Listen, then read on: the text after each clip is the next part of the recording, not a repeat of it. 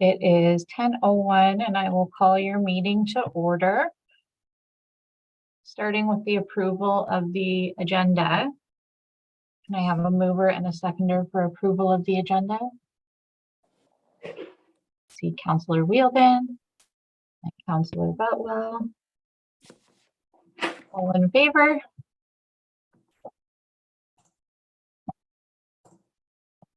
Okay. Moving on to declarations of pecuniary interest. For those that don't know, this is generally related to financial gain from anything on the agenda.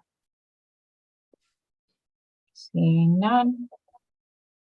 Before we move into election of the chair, I'm just gonna say a few things.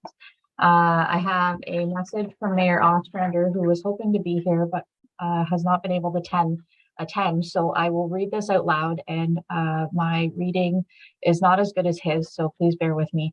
But this would sound very nice if it came from him rather than me. So he wrote me an email to pass along to you that says, "Thank you for volunteering your time to be Brighton's first Justice, Equity, Diversity, and Inclusion Advisory Committee. I am sorry that I can't be with you this morning. Duties have taken me to CFB Trenton for an appointment of the new base commander. Your important work will help council determine how best to move our community's social fabric forward. And I am excited to see what our next chapter looks like in that regard. Policy of this nature can be daunting, and I appreciate that you have agreed to dive into it on our behalf. I hope to join you at a future meeting to express my gratitude in person. Until then, JEDI committee, may the force be with you." Okay, so that was from the mayor, who, again, I know he wanted to be here and I had invited him, but he was unable to attend. From me, a little bit about the committee. This is a committee that council has formed with the understanding that we really do not have a staff person that has expertise, and I believe council's idea is to really rely on you guys as their experts to guide them and advise them in this kind of subject matter until we have a staff person and who can work alongside you guys. So that being said, I can answer questions to the best of my ability, but I think I'll probably rely heavily on Councillor Wheeldon and Councillor Butwell for questions that are kind of outside of my scope with their understanding of what they think that council wants from this committee. Any questions about that before I continue? No? Okay. So next on the agenda is election of a chair and vice chair.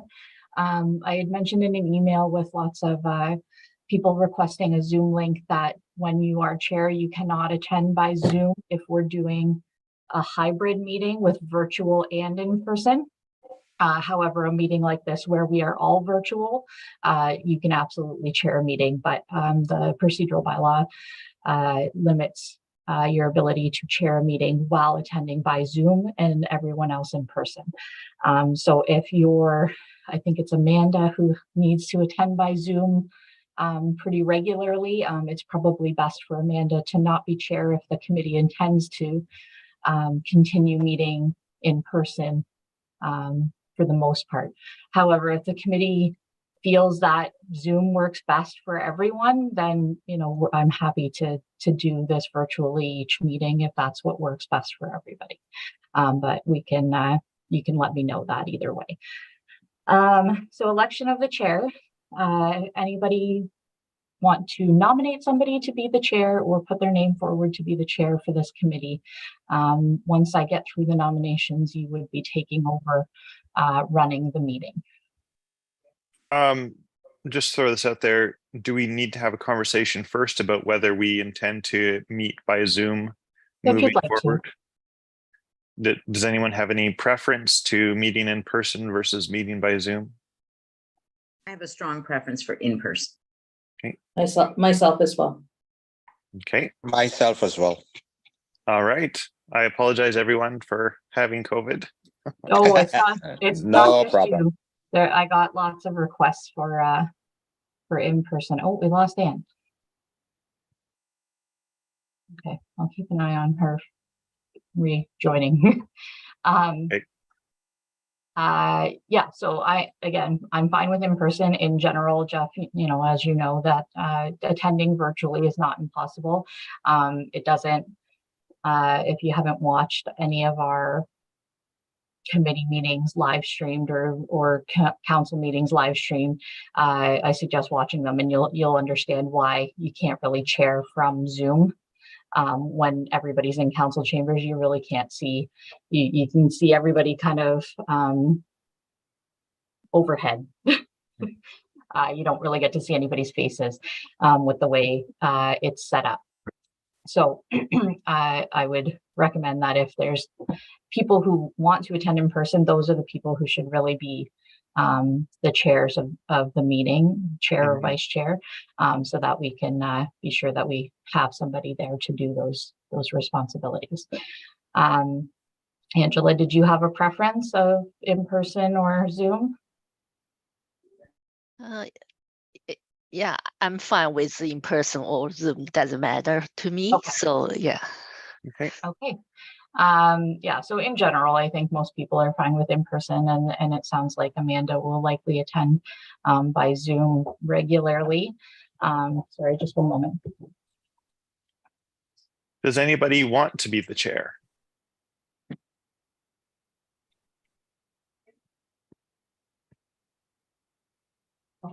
Does anyone have experience being a chair? We'll figure it out. Okay. Well, I'm happy to help guide, and Jessica is always a great guide as well. In general, I want to on committees. I usually try to support members of the community being the chair, because this really is a community initiative. It's not just a councillor thing that a couple people from the public sit in on. Like this is your committee at least as much as it's mine. And so in that respect, I usually try and step back and let you guys take the lead and be a support person. So if anybody is willing to be chair, that would be great. Well, Yeah, if and- you're with, Sorry, go ahead. No, I was saying if Jeff is willing to guide, I'll be more than happy to learn from him and jump in with his guidance. Yeah, so and I'm happy to guide you through as well. Sorry, there's Anne again. Anne's iPad died. She's just in a meeting room a couple doors over from me. So she just kind of let me know that her iPad died. So she's just trying to get back in on a laptop here. Okay, so it sounds like Mo has put his name forward for chair. And again, Mo, happy to guide you if you have any questions. Don't panic. It's going to be okay. I promise. So with Mo putting his name forward for chair, can I have a mover and a seconder to accept Mo as chair of the committee? I will so move. Thank you. Seconded, Patty Bowe. Thank you. Okay, and then we just need an election of a vice chair. So same idea. However, vice chair would step in the absence of Mo.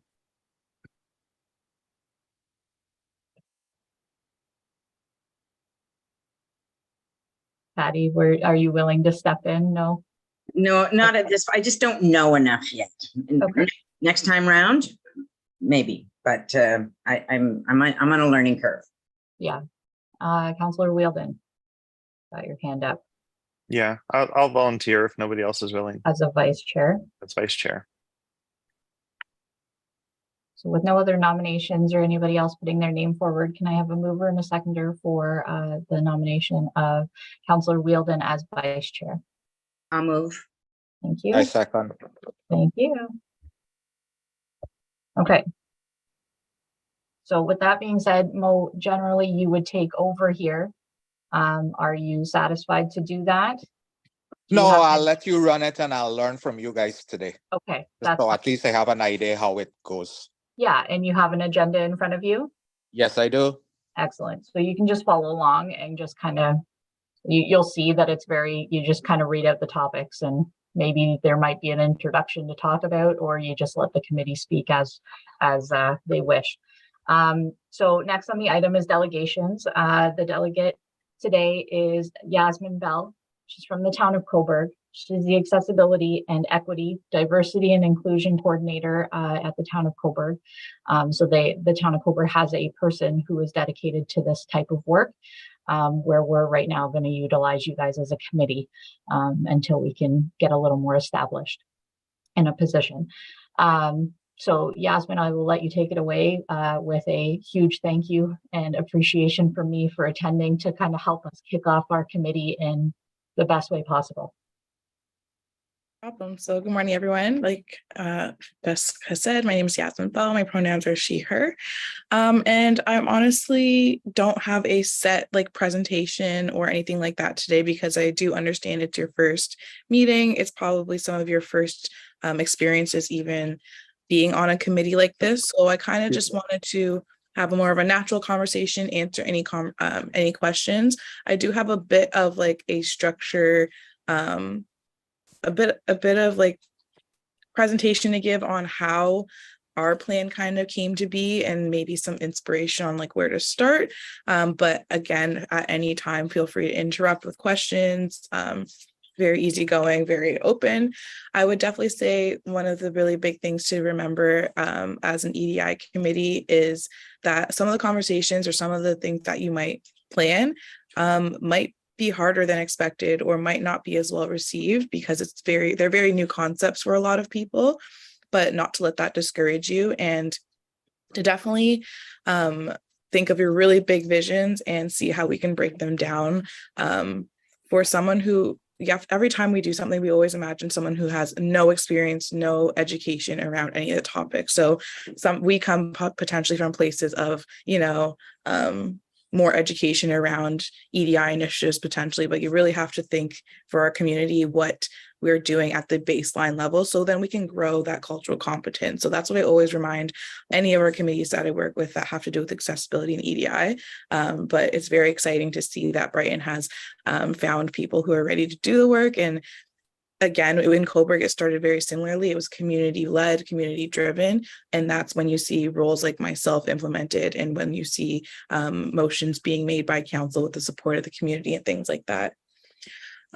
So I have a few slides here from a presentation I gave at the Municipal Housing Exchange back in May, and it was all about promoting anti-racism initiatives in local government. So basically, when I gave this presentation, it was kind of just educating municipalities across Ontario how Coburg's EDI plan came to be. But it was very interesting to see, because Muskoka was sitting at the table, ourselves were sitting at the table in London. So Muskoka was very, very new at implementing any EDI work into their municipality. Coburg had their EDI plan, and then London was very far advanced, having 3 separate departments dedicated to anti-oppression and anti-racism. So from Coburg's little snippet here, some important things is the first thing, understanding the demographic of the area. So for Coburg, we're predominantly white, predominantly we have our age demographics between 30 and 74. That's where our biggest population lie. But we also have a fairly large Aboriginal community. And I kind of expect the numbers to not be the same, but fairly similar for Brighton. So with knowing this kind of demographic, a lot of focus in the current EDI plan that I've picked out is Indigenous relations, because we have Alderville near us. We have high Aboriginal populations within our communities. And we also have a duty as municipalities, provinces, federal government to participate in truth and reconciliation, which I'm sure quite a few folks have heard about, but that is basically calls to action put forth by the Truth and Reconciliation Commission to start working on repairing that relationship that we have with Indigenous communities. So I always advocate for making sure that work is included in EDI. And also let me know if I'm going too fast at all. I get very passionate about this subject. It's what I do every day. So if I go too fast or anything, let me know. When establishing EDI within the community, it's really important to have like a mission and vision statements, because you really want people to visualize where you see the community going. So for example, our mission and vision statement isn't just EDI based, but what we have for Coburg. So our mission, the town of Coburg, is committed to open and accountable governance and the provision of quality, accessible programs and services in a sustainable manner. So the key buzzwords there are accessibility and sustainability. Accessibility, yes, we're talking about, you know, the AODA, but we're talking about accessible to all walks of life, all backgrounds, removing as many barriers as possible. So just as a quick kind of background on how our EDI plan and policy are built, which is something I definitely recommend is one of the first things that the committee does is propose an EDI policy, is basically that every policy that we build, we try and back as much legislation into it as possible. As a little personal story, I've been told quite a few times by leadership in the past, not at Coburg, but just in general doing this work, that EDI isn't legislated. So it's not necessarily always something that can be implemented, or sometimes people have used that against me as like, you know, the AODA is legislated, so we have things to do, but EDI, like that can just be the side thing. So that the lesson that taught me is always find what the federal and provincial government are doing to promote EDI. Great. So, Yasmyn, can I just ask you, does the province, as the funder of municipalities, not require that there be an EDI policy in place? not currently, no. Something I that's mean, I understand it's not legislation, but it's not even sort of a funding requirement. no. Yeah, Wonderful. and something that's very interesting, if you read a lot, or if you look into why a lot of places now have EDI coordinators, a lot of it was born in the pandemic through the George Floyd protests. You'll see a lot of people say that's where it stemmed from. It's interesting. In the charity world, most charities that I'm familiar with are required to have an EDI policy by funders, like United Way, by Trillium, which is this province of Ontario. So that it's interesting to me that municipalities wouldn't be as far ahead in that regard as the charity sector. I completely see that as well, and I find that a lot of the grants geared towards EDI work, either local municipalities aren't eligible, or it's really strongly enforced that they have a community partner that does focus on that. So I think maybe that's the loophole, but that also goes to show just like how new this concept is and how they're not placing it right away on local governments, which is why we need to have these committees and these roles in place, right? So some of the legislation that we used as a backing to form our EDI policy was the Ontario Human Rights Code, the Canadian Charter of Rights and Freedoms, the Canadian Human Rights Act, the Multiculturalism Act, and the Citizenship Act. Again, a lot of the work we do is making sure that we are hitting a lot of those human rights issues. So there's definitely a lot of resources to pull from and language to pull from. And I'm also always happy to send along anything to help form that. But again, I highly, highly encourage that one of the first pieces that you guys work on is an EDI policy. But that also brings me to the point that once you're making a policy or suggesting one, you can't just have it and then let it float around. There needs to be action items that accompany it. And I always say that we want to stay away from performative things and always be proactive. So if you're introducing an EDI policy, that will probably flow into eventually an EDI strategic plan. So what are our main goals once we have this policy in place? If this policy is in place, what can someone say to us? Like if someone comes to us and says, what are you doing to work with this? You have actual tangible items. So when it comes to like the early stages of implementing any kind of plan, the biggest thing is identifying systemic barriers first within the organization. So although this is community led and this is very much community driven, it's really important that the entity that is enforcing or creating a lot of these policies and strategic plans, that organization first is building their cultural competency. So you'll find within the town of Coburg, our EDI strategic plan heavily focused on internal trainings, internal policy revisions first, because you can't have the leaders of the community enforcing these EDI initiatives when there's no actual internal work being done. You really need EDI embedded within all departments, So yes, we have, our flag racings and our holidays and our recognition days, but how are staff internally being taken care of?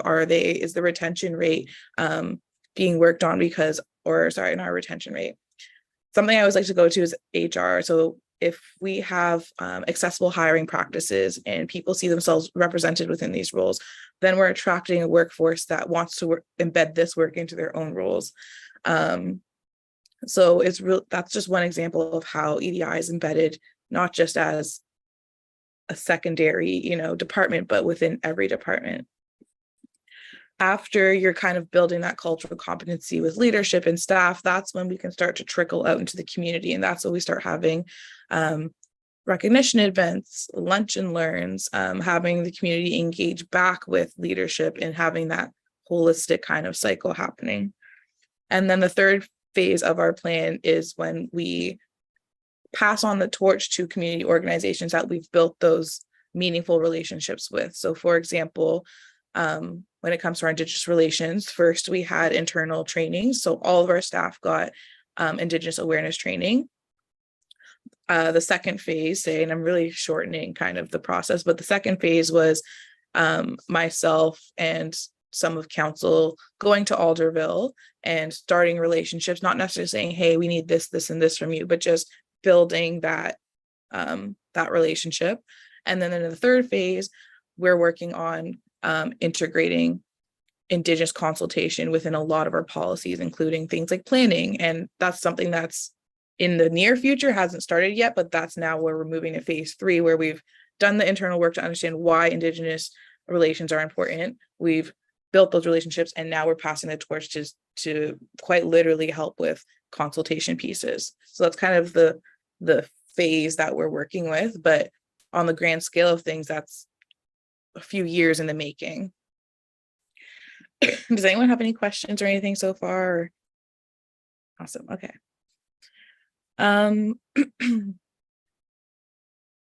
So I have like a simple formula that I always try and share whenever I work on any kind of initiative. So the first thing that has helped build our initiatives is a dates of significance calendar. So basically our EDI committee went through the federal calendar. The Canadian Center for Diversity and Inclusion, CCDI, has a calendar as well. And we kind of picked out which dates could be most significant to the public. And this included holidays, this included recognition weeks like National Accessibility Awareness Week, this included things like Black History Month. So these dates were outlined, and then a motion was sent to council to review and accept it. And once that was accepted by council, we kind of had this year-long calendar of all the significant areas that we want to focus on. Through that, it was up to me as the EDI coordinator to build out whether is it just a social post for education pieces for the community, is it an internal and external community event, like how significant are we making these days? So for example, something like National Accessibility Week, we had a whole budget line for it, which meant we were doing social media posts, we were doing community engagement, we were doing event speakers, whereas maybe for Christmas we're just doing a social post. So that's how we kind of started our journey on recognition dates. But then for those community initiative weeks, so say National Accessibility Week, I have a simple formula that I like to use. So the first thing is internal change. So if it's National Accessibility Week, internally, what are we focusing on? Potentially, are we revisiting our accommodations best practices? Are we putting out information for our staff on inclusive language? So that's an internal focus that we've done. My second piece of the formula is a community engagement piece. So providing the community a learning opportunity. So for National Accessibility Week, we set up a booth at our local farmers market on a Saturday. We brought wheelchairs, walkers, noisemakers, things that can scramble sensory, I'm forgetting the word, but like sensory scramblers, say. And we had people come and try these things out and also identify around our farmers market how hard it could have been to navigate, what are some barriers that they might face. And then that way we were having that back and forth dialogue of understanding where things in Cobourg might need to change or where things within the area might need to change, but also putting themselves in someone else's shoes to understand what kind of barriers are in place on a daily basis. So that was our community engagement piece. And then the last piece, try and remove some sort of barrier.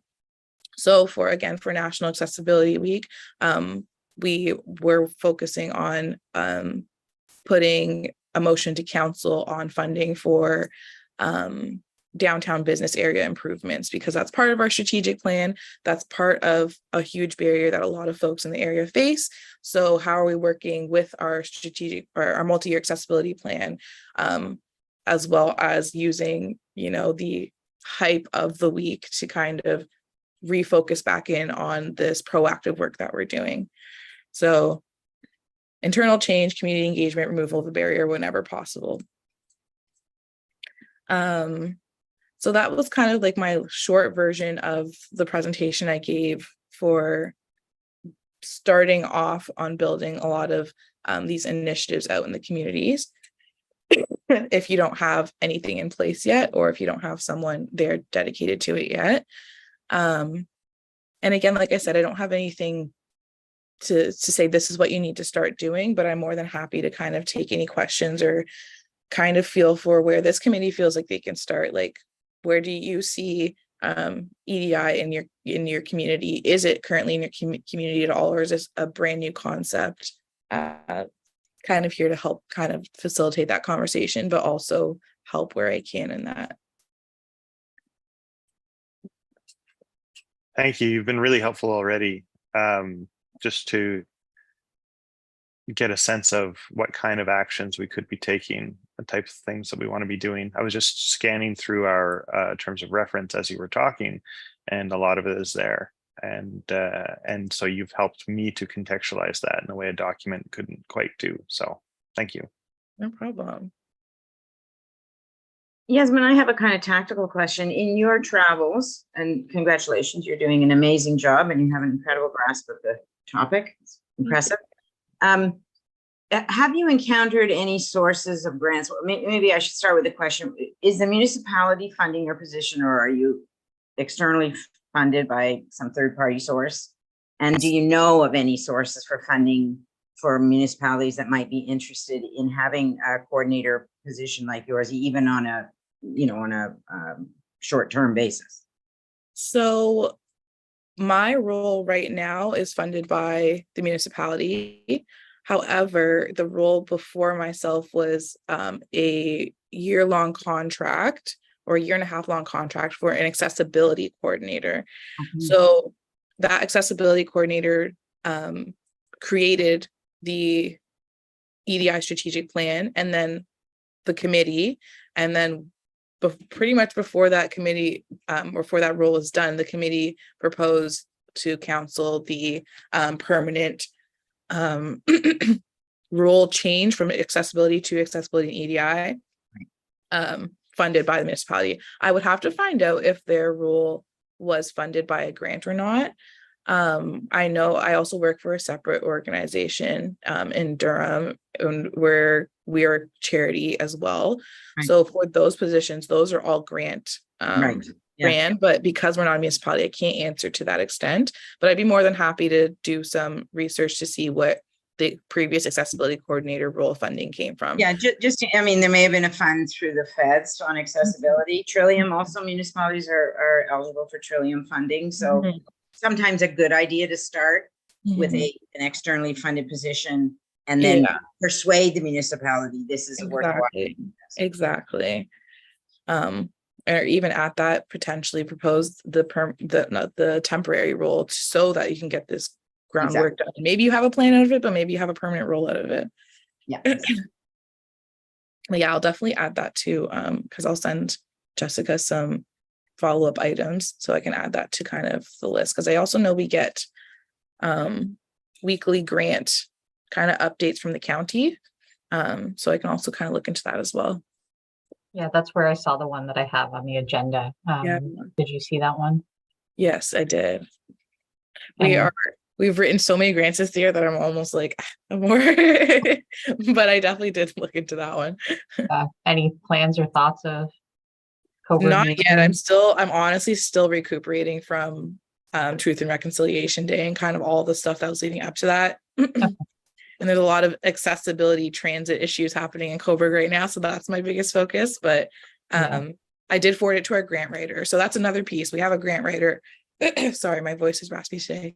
We have a grant writer at the town of Coburg. So often if someone's interested in anything, we'll send it along to him and he'll kind of go through each department, see where things overlap, how we can collaborate there. So sometimes the ideas come from him, sometimes they come from me.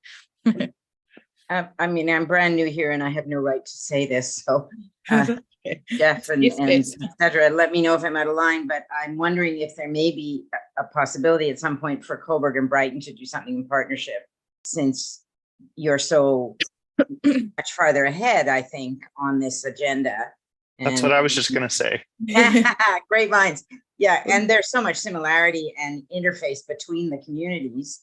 So if you might plant that with the grant writer too, and it also might make for an interesting grant, whoever the grantor is, to see a couple of municipalities working together. They always love to see partnerships. Yeah, like very recently, it was actually the county that I'm going back to Truth and Reconciliation Day just because it's at the top of my mind. But basically, the county and Coburg worked together to fund some of the initiatives that we had going. But the intention through that was that the county would take our kind of the plan that we've done and share it county-wide. So, and specifically wanted Port Hope and Brighton to kind of also be a part of the plan. I think it needed more collaborative effort, quite literally, on that, because it was just Coburg planning. But I definitely see that in the future. And I think the county is very supportive of that intermunicipal work. We also have an intermunicipal accessibility advisory committee, and I really would love to see that at a county level, whether that's community members across the county or folks who work within the municipality that are able to talk to each other. I think that would be a really, really important initiative to have, because these, the county in general, are all seeing the importance of this work, and we're all talking to each other kind of in our separate silos. So I think I definitely agree that it should be something that is brought at a higher level, especially because not everyone has that permanent role. Yeah, and the intermunicipality accessibility committee that Yasmyn mentions is how I met Yasmyn and have leached from her since the day I met her. And Resource share. And as soon as we started scheduling this committee to meet the first time, the first thing I thought was, I'm going to call Yasmyn and ask if she can come and help us. My capacity, I'm more than happy to help. Get off on the right foot. So we're super lucky to be able to utilize Yasmyn for a little bit anyways. I'm sure she's busy with her own stuff, but I'm super appreciative that she stopped by for today at least. Does anybody have any other questions for Yasmyn? Oh, Jeff. I have a question about approach. I've noticed that EDI stuff is generally about promoting awareness of specific racial or cultural groups or things like that. And I wonder, is there a role, or is there a reason why we don't more often see a direct addressing of things like white supremacy or patriarchy, taking it sort of from the negative side? I think it's quite literally because of that. When you look at the demographic that is predominantly older, white, it's very hard to just, have a training where it's like, these are all the things that, like, on a broad scale, you, like, pointing fingers, are doing wrong. It's that concept of white fragility, right? So to kind of make it as palatable as possible, which is a hard concept as anyone who's doing advocacy work, to kind of see, how can I make this more palatable for someone, even though I don't know how to say this. Sometimes people don't want to hear the truth, and in that sense you have to make the truth more digestible, unfortunately, in the world of EDI. So we often come from a place of allyship and how you can be participating in growing your cultural competency. So it's a little bit easier to swallow when you're starting from that baseline, very early stages. As you start to kind of build up that competency, and a lot of the times it's not always, like, people aren't always aware of it, right? So sometimes you'll have one session where you kind of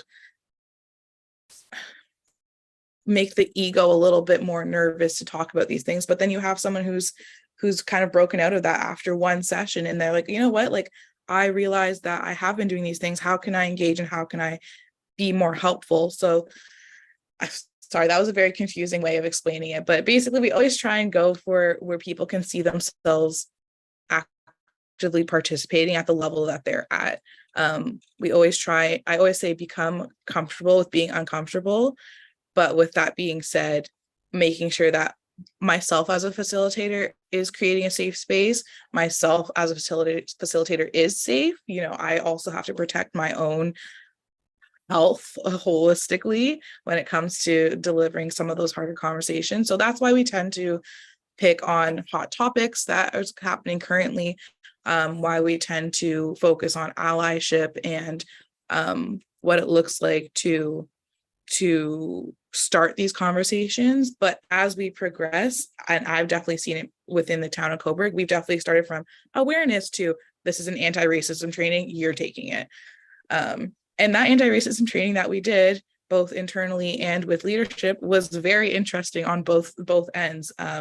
So it was a really big spectrum, and it also reminded me, hey, some people are ready for these conversations, some people aren't, but at least the conversations are happening, whatever they might be.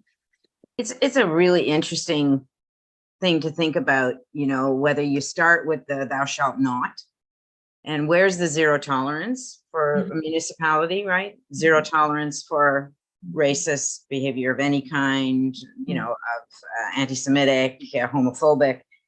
Sometimes it's easier to define the things that will not be tolerated, and then go on to talk about the more creative element of what shall we develop and what shall we do more.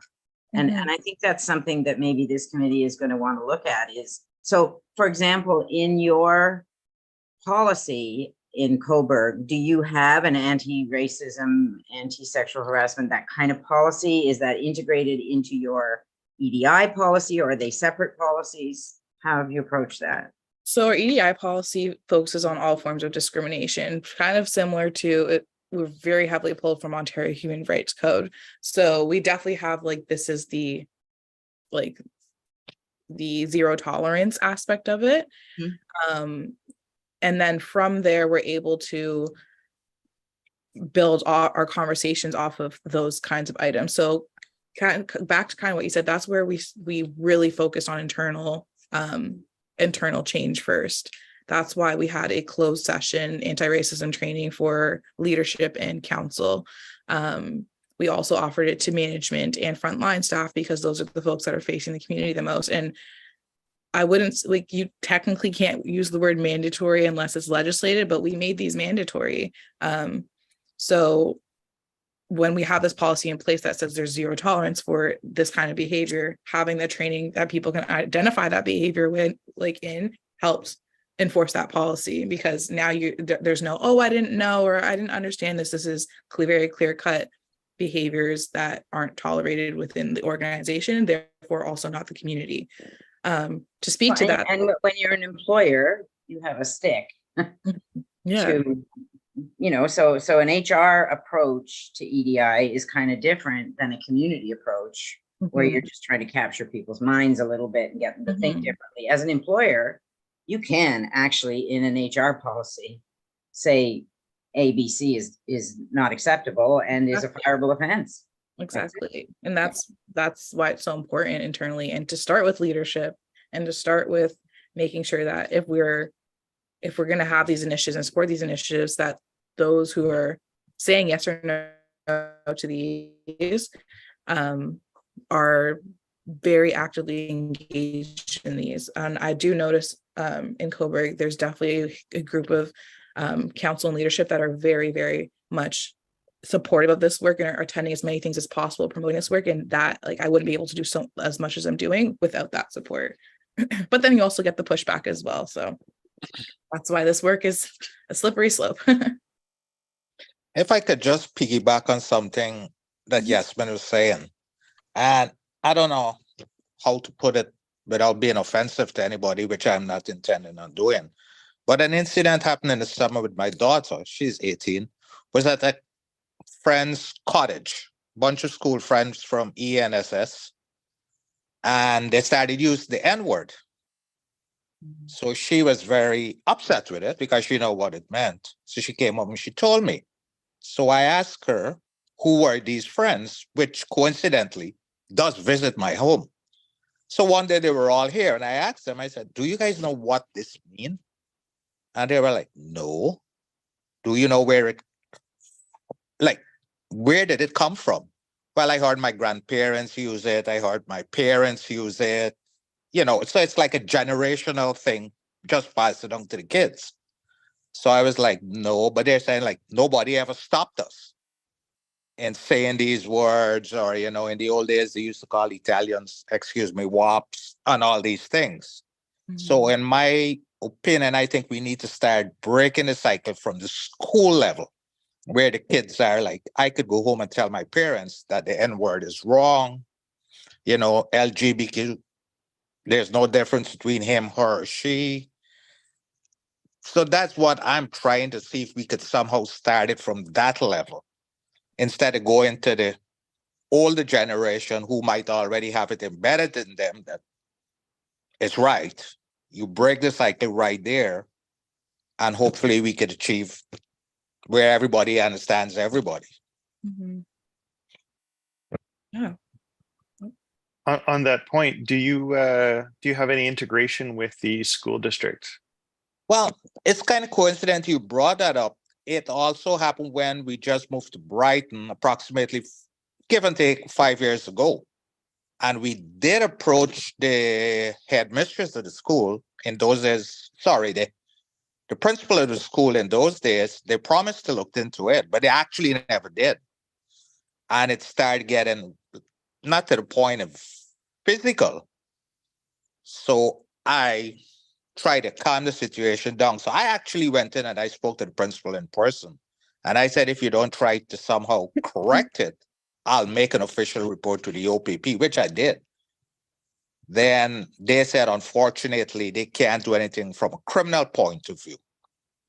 I even got the MP Pecuniary involved in it. And he tried, but like my daughter was saying, she approached the principal in that school to see if they could start having in their auditorium meetings, just 5 minutes, 10 minutes, just address it in the school. But again, by it's not mandatory, you're not finding the school willing to assist you in these kind of things. And that's where I think we need to start doing it from that level, is somehow working with the school boards in Coburg, Brighton, Port Hope. They're all controlled by one school board. See if we could somehow start getting into the schools, teaching the kids what is right, what is acceptable, what's not accessible, and hopefully go from there. So to that point, there's two things I think about. So the first thing I think about is the lack of cultural competency within the school board, right? the lack of cultural competency within that organization and their leadership, kind of how I speak to how ours needs to be strengthened within. But also to that point, I've noticed that, well, I do know that the Kawartha School Board has an EDI principal, so who's responsible for, I don't know if it's within like just like the certain regions within the school board. So I don't know if she's for like just Coburg schools or across the entire school board, but I do know that they exist. I know that one of the principals in Coburg, I was working with her quite a bit last year, but our communication fell off just because of the summer. But we were also talking about how municipalities and school board can work together to strengthen EDI within schools. Correct.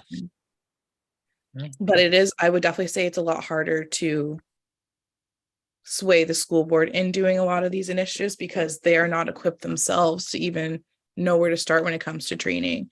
But I think the first thing that could be helpful is reconnecting or trying to connect with the EDI principal, as well as our school board trustees potentially at that local level.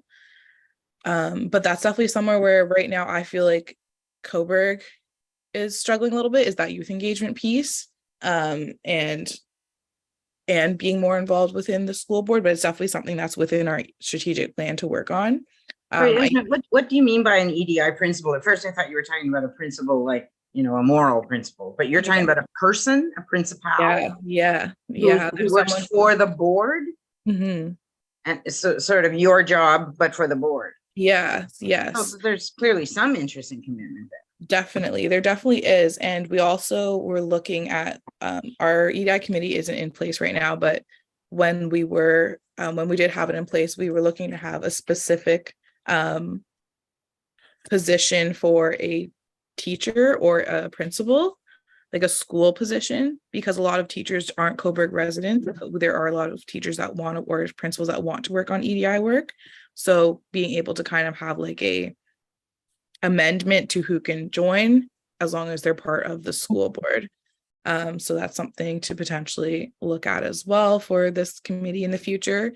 And this CDI principal, Jessica, that might be a good person to invite to this committee. Yeah, a quick search. I found that the title of it's Tracy McCarthy, it sounds like, System Principal of Equity, Diversity, and Inclusive Education. Cool. Neat. Yasmyn, I'm wondering, has there been any discussion in Coburg about the recent, I'll say, activism regarding gender in schools? I know there was a protest in Coburg and things like that. Yeah, so that crossed your desk. The actual protests and things like that, we just kind of put out a public advisory when it comes to it. But the person who organized the one in Coburg used to sit on our EDI committee. So we didn't necessarily have any conversation around that specific instance, but the person that organized that we work with internally, because we actually had a grant to create a queer safe youth space within Coburg. So we're working on that now. So again, like the way we as a municipality kind of combat a lot of these things that we see happening all the time is how can we provide programs or community spaces where folks can kind of authentically be themselves. And that way you're not taking a political stance or anything like that, but proactively providing these services. But again, that heavily relies on community partnerships and things like that. And sometimes I do think that the municipality should, put out statements. Sometimes you see statements from other municipalities and we're like, should we say something? But it's really working with the demographic we have and understanding the feedback we've got in the past and like slowly introducing some concepts. I do find that anytime we have any gender-based programming, it is received quite well, I would say. But I think as it starts to pick up and more, it becomes a bigger topic. People are starting to fall back a little bit and put their guards back up. And I don't know why. I think it's because potentially we're we're starting to dive deep, like into very deep conversations. And maybe that's why like they're okay with a rainbow flag, but as soon as we start talking about the actual issues, that's when everyone's like, oh, whoa, I don't know if I signed up for this. So that's definitely something they're navigating. It's something new I'm navigating, because I also always say, like, people always say, you're Yasmyn, you're the expert in EDI, but we all still hold unconscious bias. We still hold, we don't know everything. And I would say that gender-based programming is something that I have a big gap in. I have a really big anti-racism, anti-oppression educational background. I have a really big background on building cultural competency, but I can't speak to like a wide variety of things. Indigenous relations is something that I can't always speak to. I have a really strong understanding of it, but that's because I'm learning. So that's a really big thing with this, that's happening in EDI as well. You have one person and it's like, you're the expert in everything. So that's why. And you know what, you eat an elephant a spoon at a time, right? Yeah, exactly. We're not gonna change the world in the next year or so, but we're gonna do 2 or 3 things that move the yardsticks a bit. And that's a really big point that I don't think I mentioned either. The EDI plan that we have was created before I started. So when I did start, I had this massive document and it said youth, women, Indigenous relations, everything, like every single thing you could think of. And I'm like, well, our demographic doesn't reflect a lot of this. Therefore, a lot of this work might not be what we need right now. It's not saying we never need this, but do we really need, women in politics right now when half of our leadership is women? We have that, like that's something that we can be proud of. So maybe that shouldn't be our first priority right now. As much as it's all like, closing the pay gender gap is really important. Like it's something where we can show for. So what are we not showing for right now that we can start to build? So then we can kind of get everything at some sort of equilibrium. I guess that points to one of our first tasks is just sort of assessing where we're at in Brighton. Mm-hmm. Very much so. Actually internally, organization wide first, and then community engagement. I will put the link in the chat because this is what I always tell everyone to use. It's the Global Diversity, Equity, and Inclusion Benchmarks. And basically it kind of helps you form a study for your community or your organization to quite literally measure where you're at on a scale when it comes to EDI. So I'll put the link in the chat for everyone too. It's free as well. You just kind of request their resources. I'll put the site here. I'm not sure if I have a chat, sorry, Yasmyn, on our Zoom. Is it that you're not seeing it? Just send it to Jessica and she can send it to us maybe. Yeah. I was on the website, I didn't even look for the chat function. I just assumed, but yeah. I think we allow it because we use the Zoom public, and everything, right? So yeah, I'll send that after as well. Understanding where your community really is, like you might think, this is a demographic we have, and then you get that data back, you're like, oh, okay. Yeah. Okay. Awesome conversation, and you will always be a star in my eyes. Thank you, Jessica. And I appreciate your with everything that you help me with on a regular basis. No problem at all. Any last quick questions for Yasmyn? I don't want to take up too much of her time. We've already used a lot of her. No worries. Okay, so I'm just going to request that we do a motion to accept the delegation from Yasmyn. If I could have a mover and a seconder for that. Patty moving. Amanda seconding. Okay, thank you. Okay, bye everyone. Nice meeting you all. Good luck. Thank you. So moving on to review of the terms of reference. The terms of reference were attached to the agenda, and I believe provided to you probably with your acceptance letters. Any questions or comments, concerns about the terms of reference? No, okay, so just a quick, sorry, Councillor Wheeldon, were you about to say something? I was about to say the 3 to 4 events per year, I think are then 3 of them are noted in the following numbered points. Is that Mhm. correct? It seems like, yeah. Yeah. So 3 to 4 would include Pride, Reconciliation Day, the other one mentioned there, and then we've got room for one more. Well, if I might just say something, Yep. how I originally started to find out about this committee was about 80 months ago. I spoke to the mayor and the deputy mayor about trying to organize, which wasn't at that time costing the city any money, a multicultural event where we'd have included Indigenous, Ukrainians, a free event, but then logistically it got out of hand. So what I'm hoping as part of it too is if somehow we could have one day in the summer. I was thinking something similar to what Belleville is doing, where you have different ethnicity food, different pen setup where people could learn, figure out why I'm doing it different or why my this is different from your. That was one thing I was thinking we could throw in there somewhere in the summer or something. If Yeah. So of important note with your terms of reference is this is an advisory committee. So any kind of, there's a couple of days specifically mentioned, but anything outside of that, you would be motioning to council recommending that this happen, such as Correct. a multicultural event. Yes.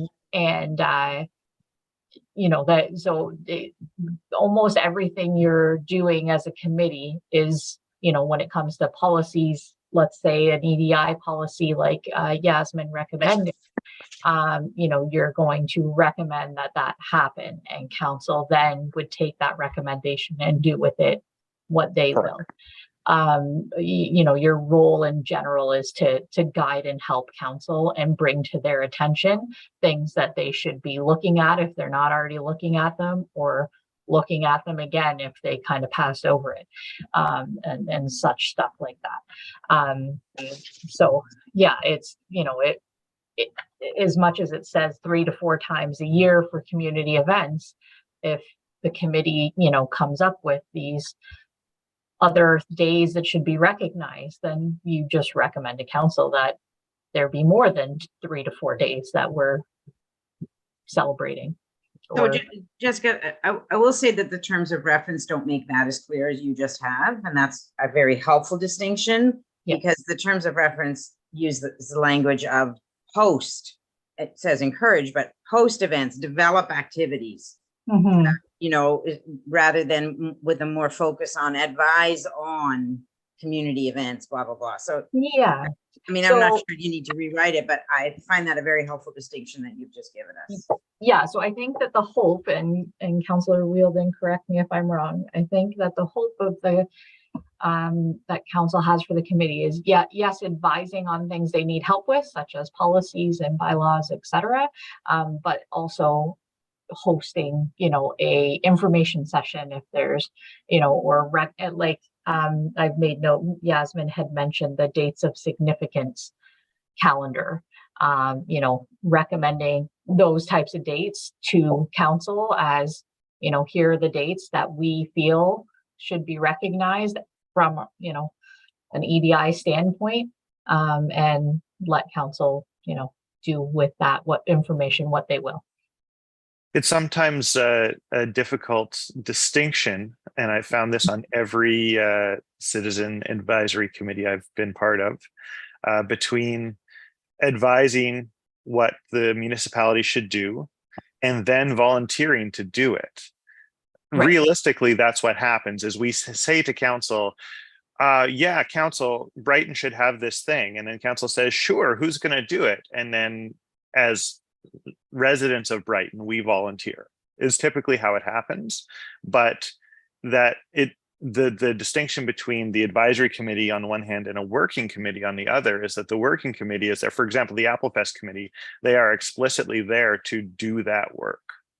Whereas we are here to tell council what the municipality should do.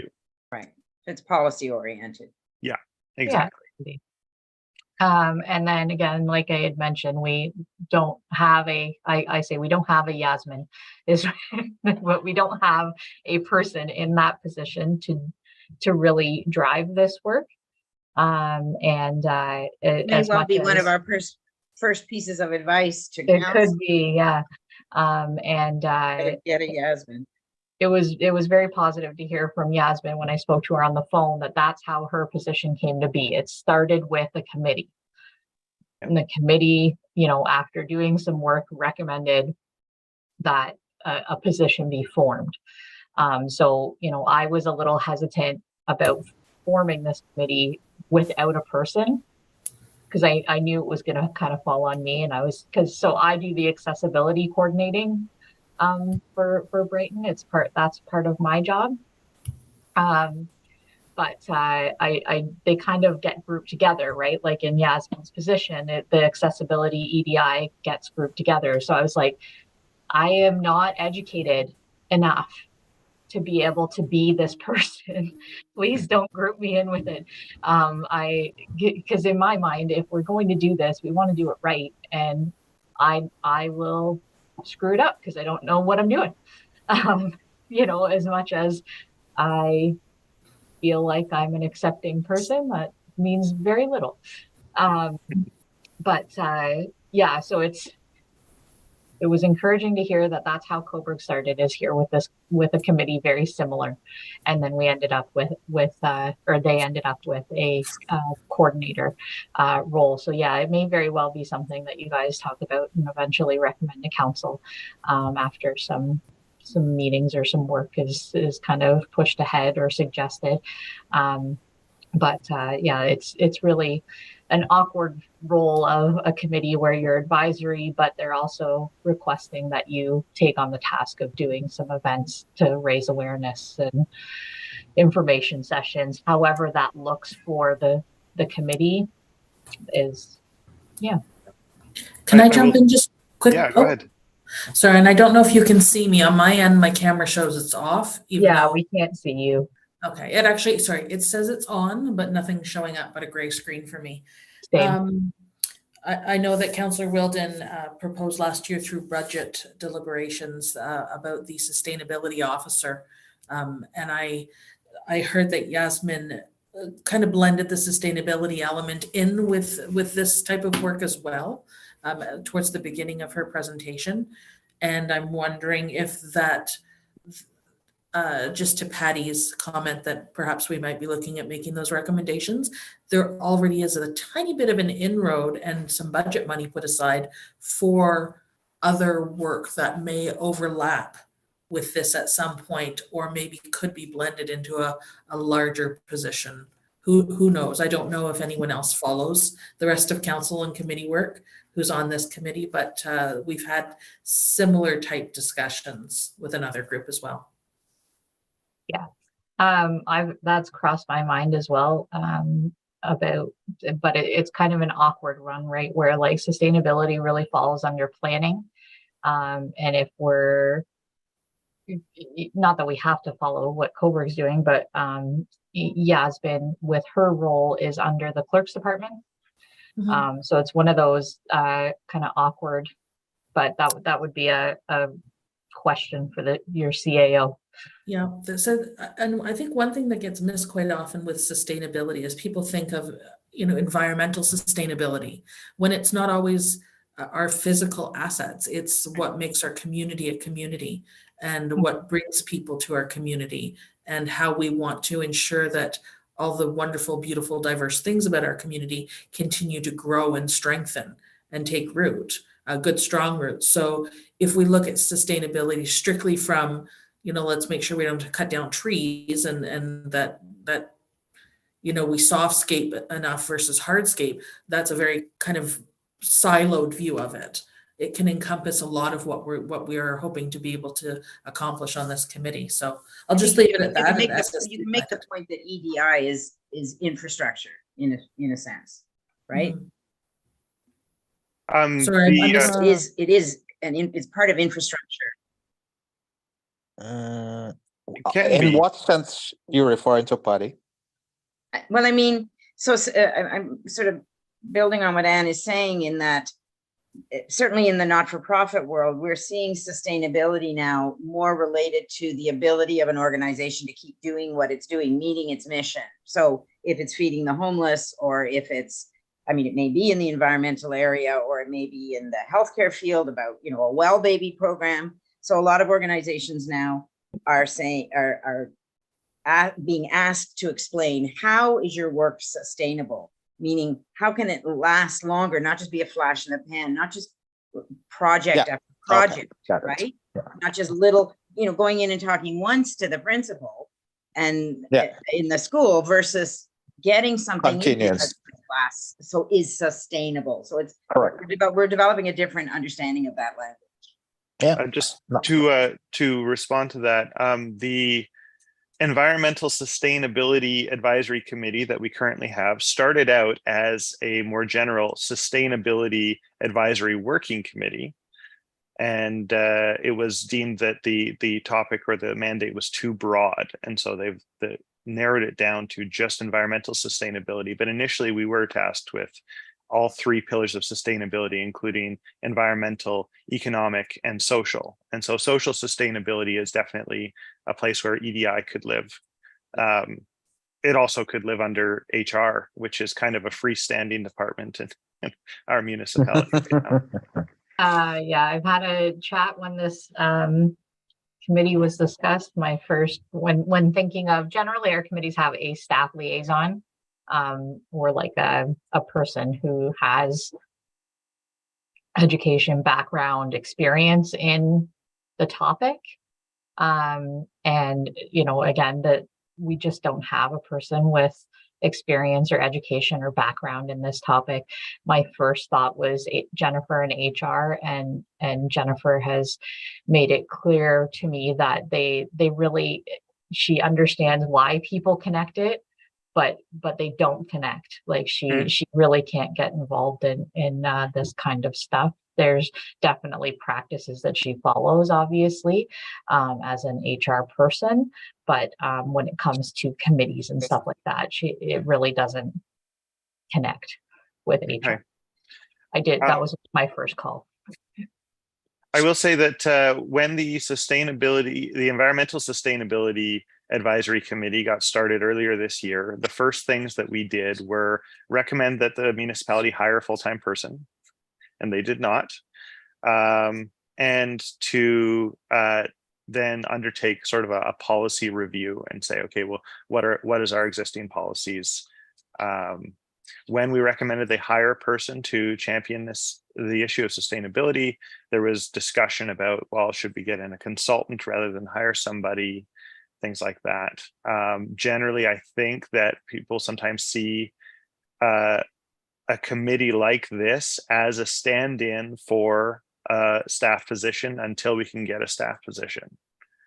And so that does mean rolling up our sleeves a little bit in terms of policy work, and being willing to do that and sort of lay the foundation for something more robust than maybe our little committee of volunteers can do, if that makes sense. Yeah, that makes sense. I just very, very quickly looked while we're here. So the Trillium Foundation, they have a call for proposals now. It might be, the timing might be too short. That closes on October 25th. But what they're looking for are projects that are advancing the capacity and the sustainability of not-for-profits, municipalities, etc. So Trillium, and they'll grant you up to 100,000. So that would probably, that would cover a salary for at least 2 years. And so that's a kind of a nice middle road between getting the municipality to pony up right at the beginning versus, but also not bringing in some kind of third-party consultant. So it's somebody who's working for the municipality as a project manager on a funded initiative. So, and I've written 1,000 trillion proposals in my life. So moving forward, if something like that were to evolve, this committee could get something together for a grant writing opportunity. Okay. I will also Thanks. say, folks, as much as we meet 4 times a year, as a committee, if we create any sort of subcommittee or working group out of this committee, you can meet as much as you like. Oh, Yeah, yeah. I was going to suggest that toward the end. Yeah, so in general, with committees like yours, the general rule is about four times a year. If needed, we can call more meetings than 4. Generally with the chair, that would be you, Mo. You would approach, say, me, because there's no other staff member, about that you think that a meeting needs to be called, and we'll discuss why you think the meeting needs to be called, and we'll determine together whether or not a meeting needs to be called or if that can wait till the next one. However, in general, yes, there's about 4 meetings per year, but subcommittees can be formed at a meeting. And the general nature is, as long as there's not a quorum of your committee, then you can meet without me and the need for, an actual meeting. And then you would then report back to the committee as a whole. So I have a kind of procedural question, Jessica. You forwarded a proposal, a call for proposals to us, which is interesting and seems to align with the grant reference. Yeah. Yeah. Does the committee have the latitude to respond to something like that, write a proposal and send it in, or is this something that needs to be recommended to council? And what's the turnaround on that kind of decision? Because what happens is these requests for proposals come out, and they're usually, the maximum you get is about 2 months to respond. Exactly. No, so as staff, we can apply to grants. Again, it's kind of a struggle right now with this committee not having an actual staff person, so it would fall on me, as I knew it would. It's not, I put it on there for something for us to discuss, and whether or not the committee felt that this is something that they could handle, because again, like clearly know, the turnaround for these things can be so quick. So to be able to get the information is difficult, but no, it's not the committee. It would be, me that would fill out the application. However, I'm happy to receive. So council's not going to turn around and say, we didn't say you could apply for that money. No. So what would happen is, when we get there, we'll chat about it more when we get to that point. But in general, if there was, if the committee is agreeable and wants to do something that works with that grant, then we would do a motion recommending to council, and it would go to, the next council meeting, I think is the 16th. I would throw it on that agenda as a recommendation from you guys to have this event or whatever. I've never seen council say we shouldn't have money. Right. Okay, so we're still kind of on terms of reference here. Everybody in general is fine with them, I think. Keeping in mind that as the committee progresses, if we review them regularly, right? So if 2 years from now, the committee in general feels like there needs to be some changes, that can happen. We would bring them forward as a recommendation to council. Okay, so in general, everybody's fine with them now? Yeah. That is, okay. Can I have a mover and a seconder to accept them as presented? Councilor Wheeldon and Patty. Thank you. Okay, next item is budget discussion. Really, this is a difficult one again, because you're just starting. We don't know what the plan is, what we want to do going forward. But council is in the middle of starting their budget discussions very soon. Towards the end of this month, I think their first budget meeting is. They generally start with capital, so we have some time if we need to think about it and come back to it.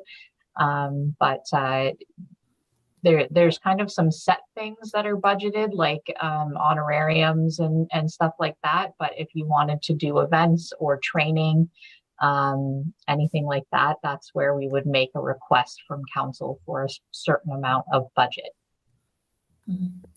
Can I ask a quick question of you, Jessica? Do you Sure. have any sense of, because Yasmyn did indicate that we should be looking internally first. We start from the structure out. What a full, say, 1 or 2 hour training session would be for all staff or something, like to have a consultant come in. Has the municipality done that before? And is there an idea of costing? Not that I'm aware. Our general training when we start is through HR downloads as similar. I believe you guys had to do them too. Yeah.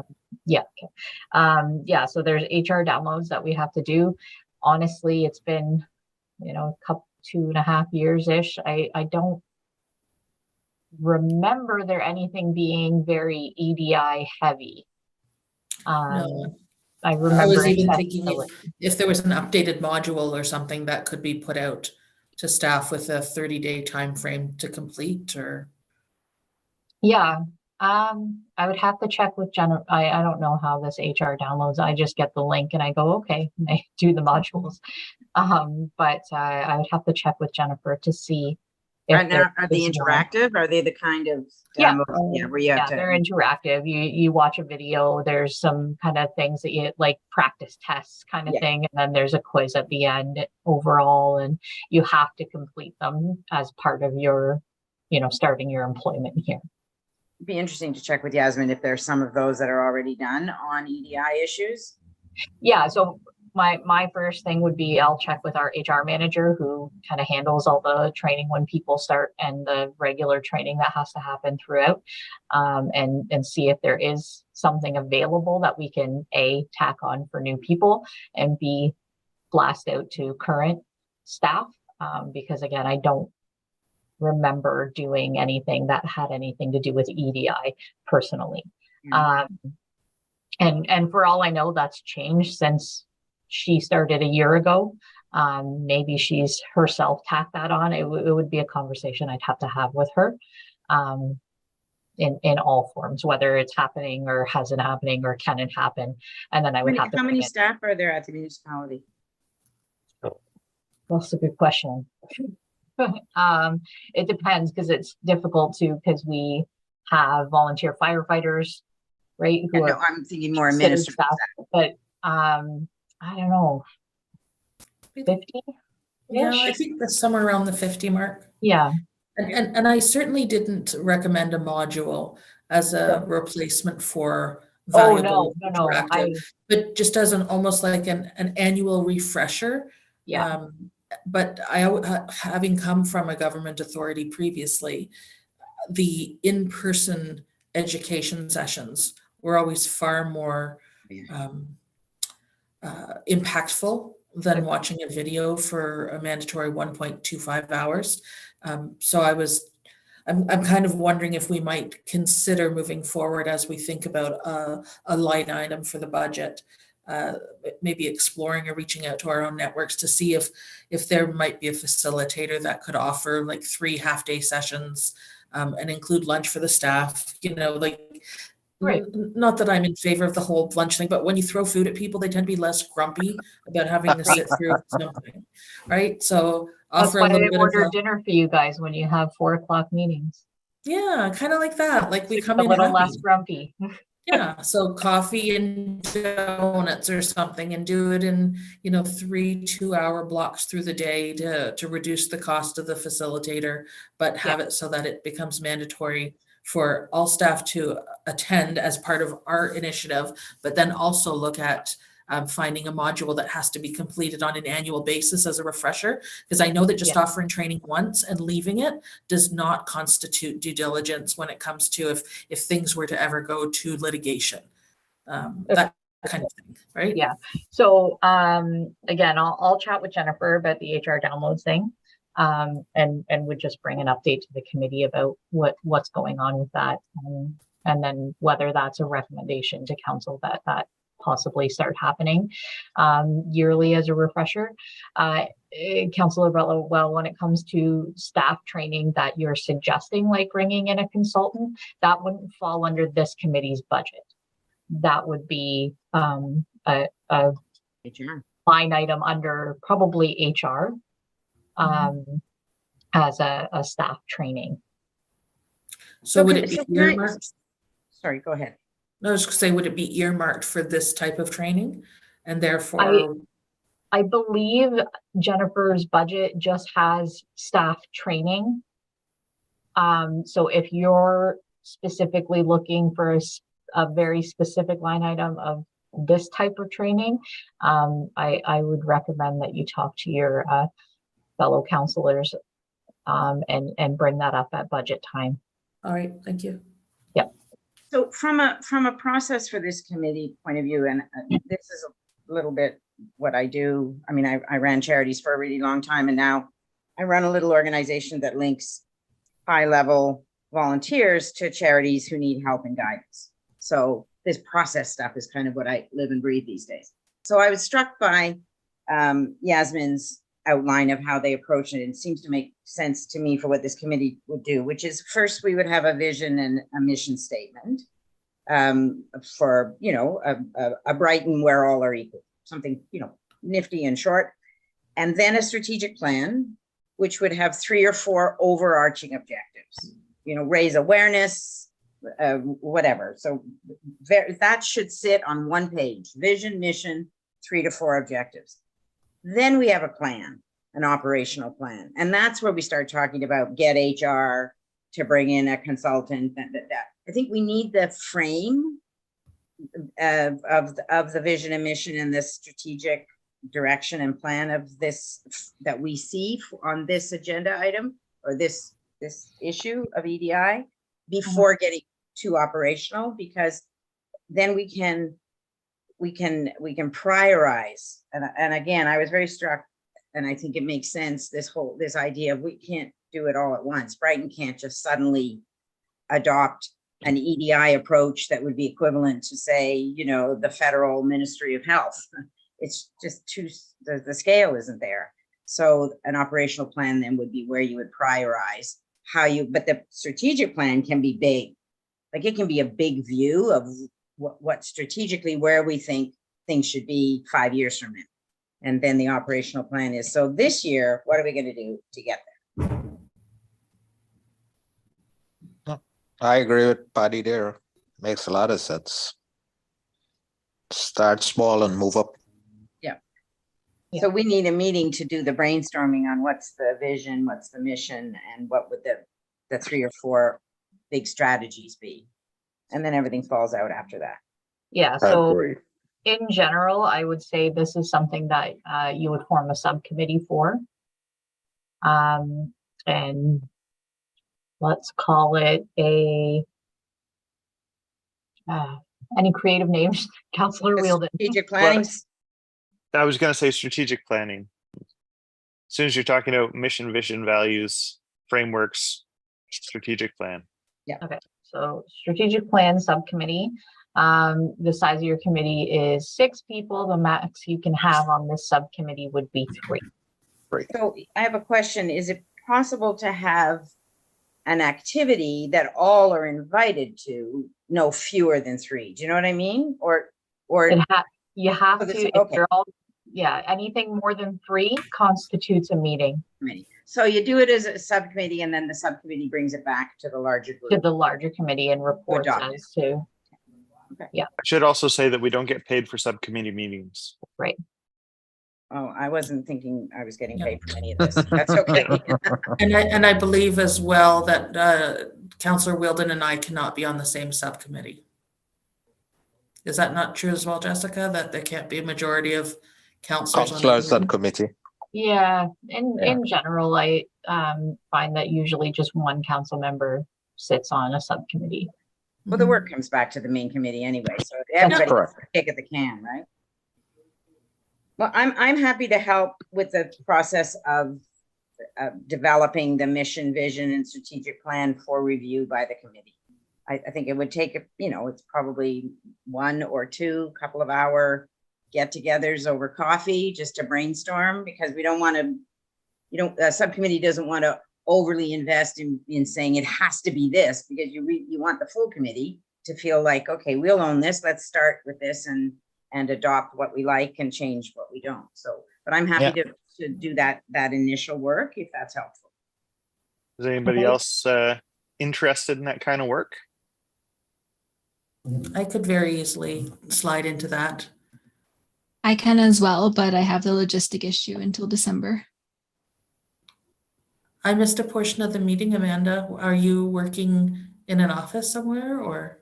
No, I live kind of most of the time in Northern Ireland and part-time in Brighton. Oh, that's right. I did hear about you. Yep. I We went can to come to I went to Ireland. Queen's Belfast. Oh, did you? It's great. I did. Great uni. Okay, so I have Patty and Anne, and you know, dependent on Patty and Anne's feelings, you know, presumably if Amanda's going to join this subcommittee, then you will need to meet virtually. Ideally, I think we can sit at a table and hash it out, and then Amanda, you know, bring you in once you're back, and at the full committee, if that's okay, just because it's a different process. I also think, to be, you know, not to be overly precious at this committee, but I don't think it should just be two middle-aged white women who do this. So I think we need somebody who represents some diversity to help us develop a mission. I have a little diversity. You just can't see You're mine. funny, buddy. Oh, and I apologize if you represent.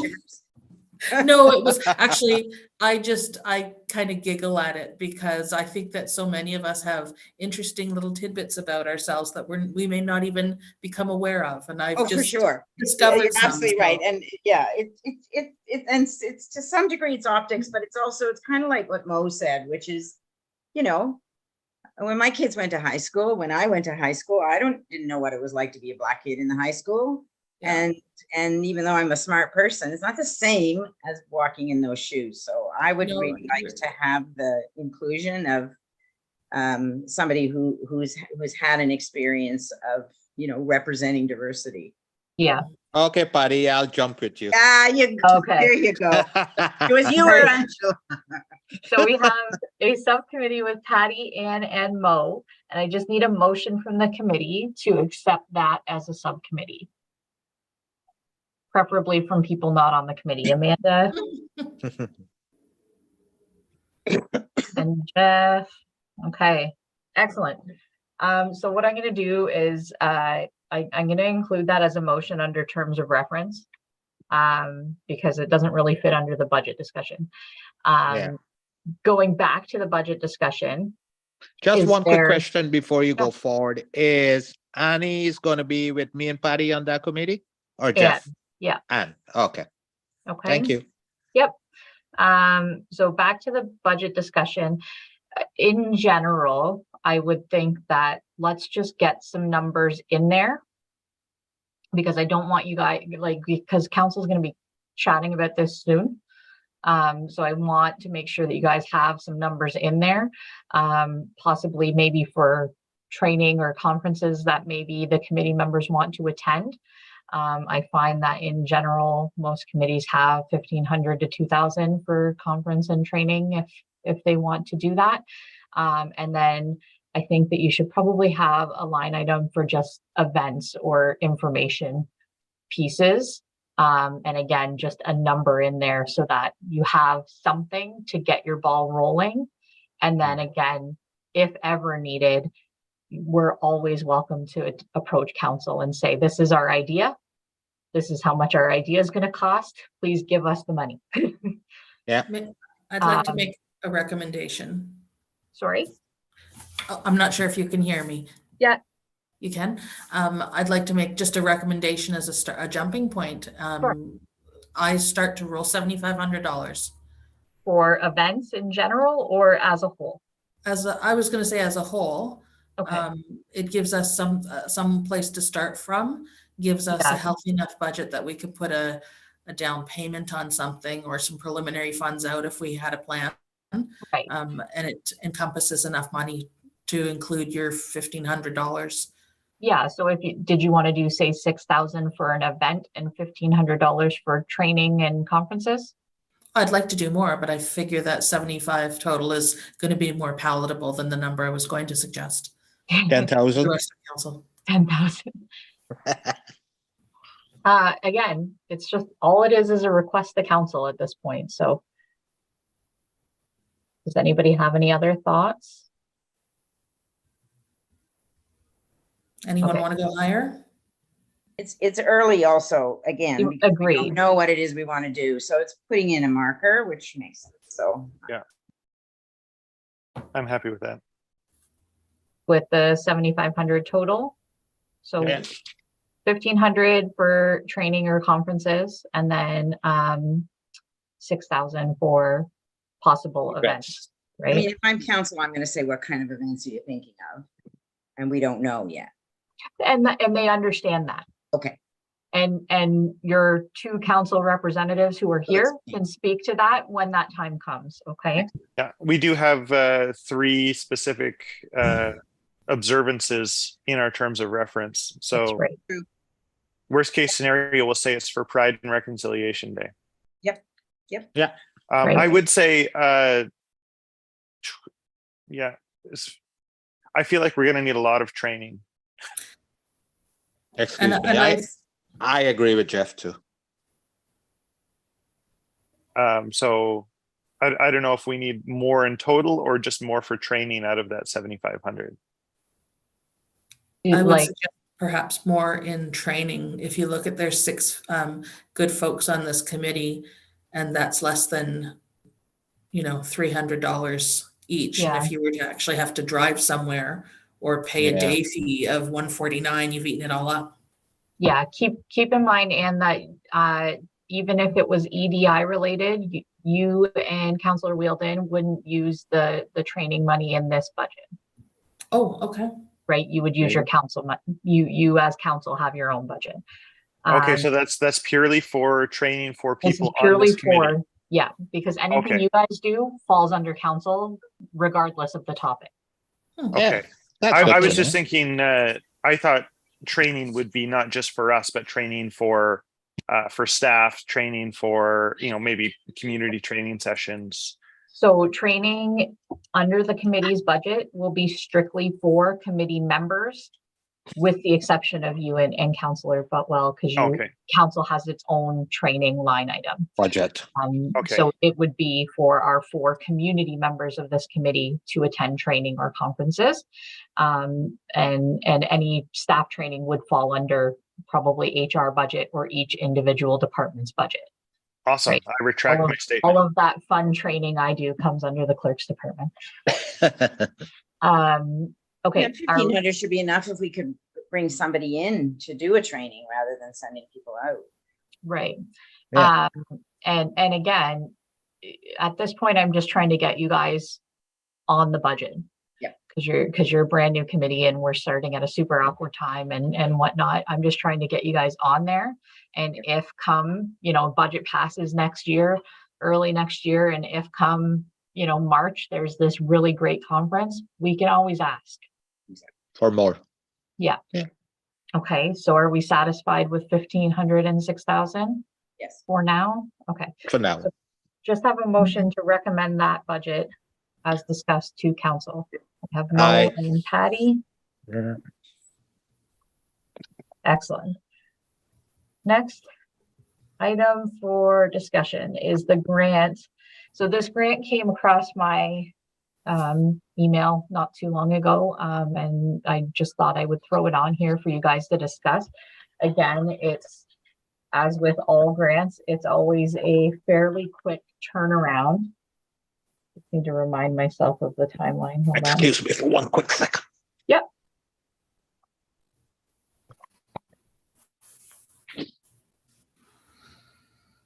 What is the date? I'm looking. I'm sorry, I'm just trying to find it again. Oh, here we are. November 15th. Yes, so November. But they've got 2, right? So there's one January 15th. That's Yeah, fine. so I was thinking if you guys would, seek possibly applying for this grant, it would be for the 2nd, which is events held between April and July. and the deadline to submit is January 15th of next year. The other, sorry, the way I printed it, it's kind of covering up. They were from events from mid-January to March, which I felt was a little too soon with you guys just forming. So I figured if anything, we would be going for that second one, which is for events or youth initiatives that will take place between April and July of next year. So the one of the of our three, you know, predetermined events, the one that fits in that time is Pride. Yeah. Which is, that's good. Yeah. So again, I've not, you know, having no real experience with this, I've never applied to a grant like this before. Patty, since you're so extremely knowledgeable with these grants, I don't know if this is best to, if you want, like, if the committee really wants to review this and the details and I think it's more would be I mean, I'd have to look at the submissions are getting simpler than they used to, which is good. Yeah. So this one specifically asks for a budget, and there's like a Excel spreadsheet that they provide you. That's I could do that in my sleep. That's right? no issue. Okay. No, that's not an issue. It's more what would be done, right? Like, I don't know what, so that what would be helpful before even deciding, confirming going forward, would be what would a Pride Day event comprise of? Because I didn't actually pay any attention this year. I think I was away during Pride here in Brighton. Does Brighton do anything? What would be done? And then, you know, I think for a first foray, you just don't ask for a whole lot of money. You ask for, you know, 10, 15, 20 grand, and to put on an event in a small municipality related to Pride, kind of, and it doesn't require a lot of complicated description. Right. So what would be important would be for the, whenever our next meeting is, would be to set aside a half hour for the committee to brainstorm on what we'd like to see for Pride, and then I can write a proposal. Quite not to detract from anything to do with Pride, but I think that this grant is for anti-racism initiatives specifically. Strictly. To Events reduce must achieve one or more of the following: increase public awareness of policy related to race relations, anti-hate, increase public awareness of Canada's cultural diversity. I think the LGBTQ fits in there. Increase awareness of factors such as race, culture, ethnicity, or religion, maybe hindering participation. Increase. I would. Yeah, you're right. What they're looking for primarily is around racism, huh? Yeah. I mean, it'd be a stretch to push the LGBTQ in. So then the question would be, would there be an event that the committee could conceive of? What are the dates, Jessica? Between, what's the time? April and July. Yeah, so something related to awareness around anti-racism, you know, EDI in general. Yeah, so for that point, I would suggest having another small subcommittee coming up with, to meet and to come up with a possible idea, and then maybe scheduling a meeting end of November, beginning of December with the whole committee for that subcommittee to bring forward possible ideas for consideration. And with the caveat that this is a fund that there are going to be future opportunities. Right. Right. So federal government, they do this all the time. So if there's a kind of that last year in Brighton instances of religious everyone's gone silent. I can't hear anyone. We can hear you. Oh, you can. Yep. So I don't know if somebody else was speaking and I cut into them. I'm sorry. Yeah. That's okay. Yeah, so it just depends on what we had many instances of religious intolerance. Or you- Sorry, and I think you're cutting out And a I little think it's bit. you. Yeah. So it just depends on what the committee would want to do. If the committee wants to maybe Okay, pass I'll just over sit. this, I'll- if the committee wants to maybe pass over on this one and keep an eye out for the remainder of the year. Or if, that would be my recommendation. I think this requires a lot of thought to get done between Yes. now and January 15th, let alone a proposal written. And yeah, again, it's a tough kind of one the with order the of things to committee be- just like, starting. It's yeah. it's a And would tough this be our first, I'm inclined to think that our first pursuit would be to get some support for a person, Yasmyn. Yeah. Before an event, but we don't, it's even too soon to say that. The committee doesn't know what it wants to prioritize yet. Does anybody have any other thoughts about this grant and whether? I think if we get together the calendar of significant events and dates would be helpful to see like what dates of significance fall in line with the dates of this grant, but also other ones that we can pick one and focus on that. Be helpful to do that. Yeah. It's a good jumping off point for sure. Yeah, and it's interesting to see that there are grant opportunities out there. As I said, Trillium is a real possibility, and they're always sending out, a couple of times a year they open up funds. So there will be opportunities for this committee to apply for money, no question. Okay, so in general, I'm getting a sense that we're just gonna pause on this one. If something amazing comes up as an idea, then we can absolutely discuss it. But right now, we're just gonna, start with, our foundational things like your subcommittee for strategic planning and the dates and the calendar, just to get a good base for the committee before moving forward with things like this. Is everybody okay with that? Yeah. Yes? Okay. Yeah. All right. So there's not much else. There's no unfinished business. That's just kind of a placeholder if there was anything. Same with correspondence. I've put some proposed meetings on the agenda. In general, we try and keep the same type of schedule of so, today we met on the first Thursday of the month. So I try to stick with the first Thursday of the month. So I've chosen 4 meeting dates that are on your agenda for 2024.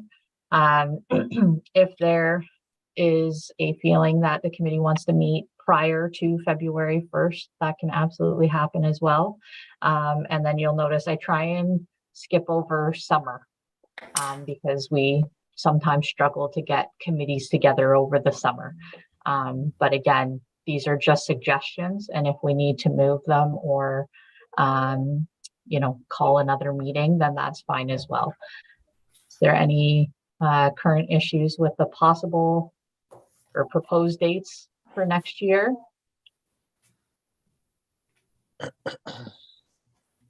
Seeing none. That's good. And again, if there is any issues that come up, then we can absolutely handle them as we go. But let's say that those are the meeting dates for 2024 for now. And then how does the committee feel about whether we should be meeting again before the end of the year? That's what I was going to say. If we, I'm a big believer, I'm warning Mo and Ann. My approach to vision, mission, and strategic plan is that it's succinct because most strategic plans never get looked at if they're too long. So if we had something fairly simple that got signed off by the committee before the end of 23, then that would really, then the committee can then finalize a work plan, an operational plan at that February meeting. But if we got the strategic plan and the vision mission signed off on, say, early-ish in December, that would be good because then the frame is in place. That makes Right. sense to me. Yeah. Okay, so being the first. Sorry, Anne, did you say something? Nah, go ahead. Okay, so that would be December 7th is the first Thursday in December. That works, Anybody? and it could be, you know, it can be a meeting with not a lot of agenda items, just a review of the subcommittee's recommendation on vision, mission, and strategic plan. Sure. Does And I anybody have- selfishly propose any day after that because that's the day I arrive in Brighton in person. Oh, but And we'll I would love to be able to attend and Yeah. also meet everyone in person. Yeah, we'll meet and celebrate you coming home. Okay, did we want, I don't want to like intrude on anybody's like possible Christmas plans or holiday plans. Does 14th. Do December, we want to move it back to the 14th then, if Yeah. that's I was gonna convenient? say, do we want to do just the 14th, 1 week later? Yeah, sure. No Yeah. issues for anybody with that? I actually find this time. Amanda, would that time- give you enough time to settle in? Oh, yes. It doesn't take me long. I unpack my hand luggage and I'm good to go. Okay, so let's say December 14th for now. If anybody has any, sudden issues, please let me know. In general, we meet in council chambers, so let's plan for that. Again, if needed, the Zoom hybrid meeting can happen where we all sit in council chambers and maybe one person is up on Zoom. We have the big screen up on the wall, so somebody's floating head gets to be up high for everybody to watch, if that's needed. But otherwise, let's say at council chambers at 10 a.m. same as today. Good. Good. Okay. Good enough for me. You will, of course, make sure that there are Christmas cookies. I will do what I can, but I am no baker. Oh, no. So we should have them. All right, so we're at the end of our meeting here, so I'll take a quick, well, before we end, does anybody have any questions? Oh, that's good. So I'll just take a quick motion to adjourn the meeting then. Jeff and Amanda. All right. Mo, we can get